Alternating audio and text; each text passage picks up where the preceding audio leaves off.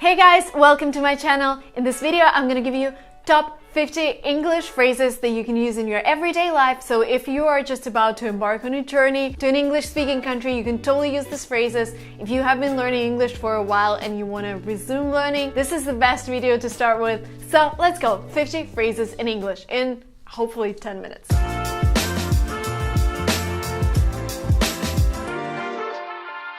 Phrase number one, this is another way to ask, how are you? How's it going? How's it going? So you meet someone and you tell him, how is it going? Phrase number two, when you haven't seen somebody for a while, you tell him, long time no see. So that means that you haven't seen this person, maybe weeks or months. Long time no see. Phrase number three, if you want to ask him, what have you been doing? You ask, what have you been up to? So what was going on in your life? What have you been up to? Phrase number four, if everything is going well, you can just answer, can't complain. Everything is pretty cool. Can't complain. Next phrase, somebody tells you something and you haven't really mentioned it in the conversation, like they guess somehow that you have a new job and you ask him, how do you know? Where did you get the news? Like, how do you know? If somebody tells a cool joke, you can tell, that's a good one. That's a great joke. So the phrase is, that's a good one. If you want to thank somebody, you can say, it's very kind of you. Thank you so much for doing that. Oh, that's very kind of you. It is very kind of you. If somebody was trying to help you but couldn't reach the result, you can say, thank you anyway. It doesn't matter, but thank you anyway. Thank you for your effort. No, thank you anyway. And another phrase that I use in my emails, sometimes when I haven't asked for a person, I ask and then I say in the end, thank you in advance, which means that I really hope that you're gonna do it, so I'm thanking you in advance. Thank you in advance. If somebody made a mistake and he's really upset about it, you can just say, no worries. No worries. No worries, which means don't worry about it, it's fine, no worries. Imagine you came home and there are all of your friends sitting on your couch and you're like, what's going on in here? Like, what are you doing here? What is going on? If you didn't catch something or didn't understand the person, you can always ask, did I get you right? And then go ahead and explain what you got. Did I get you right? If you ask somebody not to be upset, not to cry, you can say, don't take it too hard. Don't take it to heart. Like seriously, don't be so upset. Don't take it too hard. Another way to ask if you didn't catch a part of a phrase, you can say, I didn't catch the last word. I'm sorry, can you repeat it? Because I didn't catch the last word. If you want somebody to repeat the whole phrase again, you can say, sorry, I wasn't listening. Because maybe you were busy, maybe you were talking on the phone and somebody was talking to you and you're like, oh my God, sorry, I wasn't listening. Can you repeat it? I'm sorry, I wasn't listening. Another phrase that I use all the time, it doesn't matter. Like, don't worry, if you drop your coffee all over me, it's like, it doesn't matter, I'll be fine. I'm going to laundry anyway. It doesn't matter. If you want to wish somebody luck, and I always do that, you can say fingers crossed. And you cross the fingers like that. Fingers crossed. Another phrase that Americans use is, oh, that explains it. And the situation is you didn't get something and then you get an extra fact and you get it and you're like, oh, that explains it. Well, that explains it. Another way to tell a person to not be upset is you can say, things happen. Like, it's okay, things happen, do not be upset. If you don't know the name of a person and you want to talk to him, you can say, sorry to bother you. You know, you see that somebody's busy, you can always say, sorry to bother you, and then you can go ahead and ask, sorry to bother you. Excuse me, sorry to bother you. If you are in the middle of something and somebody's asking you something, you can say, If you're in the middle of something and somebody's asking you to do something, you say, I'm sorry, I'll be with you in a minute. I'll be with you in a minute. And then you resume doing something and you say, where were we? Like, when did we stop? Where were we? And you have to repeat it because what is the sound that some people mistake with B. So this is a great way to practice. Where were we?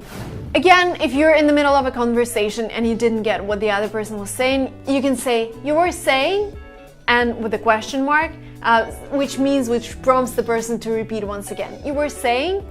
If somebody got a job of his dreams or whatever, you can say, lucky you. Or somebody got into the university of their dreams, you're like, lucky you. This is a way of congratulating a person, lucky you. Or like, Just emphasizing that he's lucky you. Another way to say that you're really angry is to say, I freaked out. Like, I was so angry, I freaked out. This is super angry. This is like almost crazy. I freaked out. I am freaking out! Another phrase that native speakers use is good for you, and this could be both positive and negative. When you say I got promoted, they say good for you, like congratulations. And sometimes if you say like, I'm leaving this place, they're like, good for you. It will be better without you. And this is a negative meaning, so really listen to the intonation. If something surprises you, you can also say, you gotta be kidding me. Like, oh my God, I cannot believe it. You gotta be kidding me. You gotta be kidding me. To tell somebody to smile and to be happy, you can always say, cheer up, cheer up. If you want somebody to stop like crying and complaining about something that is not happening, you can say, come on, you can do it. Come on, Tori, you can do it. Like, come on, you can do it. You can pass the TOEFL. You can pass the GMAT. You will get it. Come on, you can do it. If somebody is doing really well, you can tell them, keep up the good work. Keep up the good work. Like, be as good as you are. Keep up the good work. Continue being great. Another phrase is colloquial, and this is what Americans say, that's lit, which means that's amazing. Well lit! Many Americans say it in California, oh, that's lit, and you probably heard it in songs. That's lit.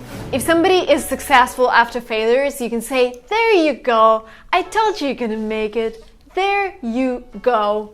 If somebody's asking you if you're tired and you want to say you're not tired at all, you can say not a bit. I want to continue. I'm not tired, not a bit. When somebody is asking you, are you sure, and you're pretty sure, you can say there is no room for doubt. There is no room for doubt. In America, if you want to SMS somebody or send them a message, you say text to text. So I'll text you means I will send you a message through WhatsApp or Telegram or Messenger, whatever you're using. I'll text you. Just text me or I'll text you. Again, to cheer somebody up, to tell them to not be upset, you can say it's not worth it. Like, why are you crying? It's not worth it. You're so much better than the problem you're crying about. It's not worth your tears. It's not worth it. I personally love the phrase you rock, which means you're amazing. Oh my God, you rock. No, you rock. No. You've done an amazing job, you rock. If somebody's not working really well and you want them to work harder, you can say you should go an extra mile, which means like work harder. You should go an extra mile.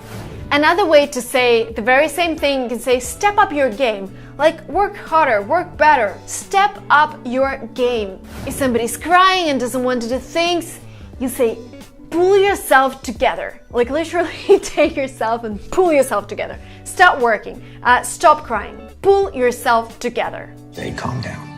Pull yourself together.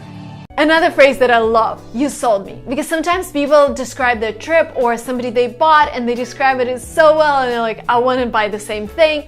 And I tell them, you sold it, you sold me, I want to buy this. All right, you sold me.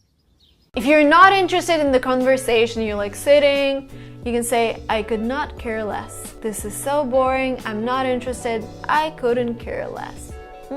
If somebody's asking you something and this is a really easy decision for you, like somebody tells you, take my $1 million, and you say, this is a no-brainer, I'll take it. This is a no-brainer means it's a really easy decision for you.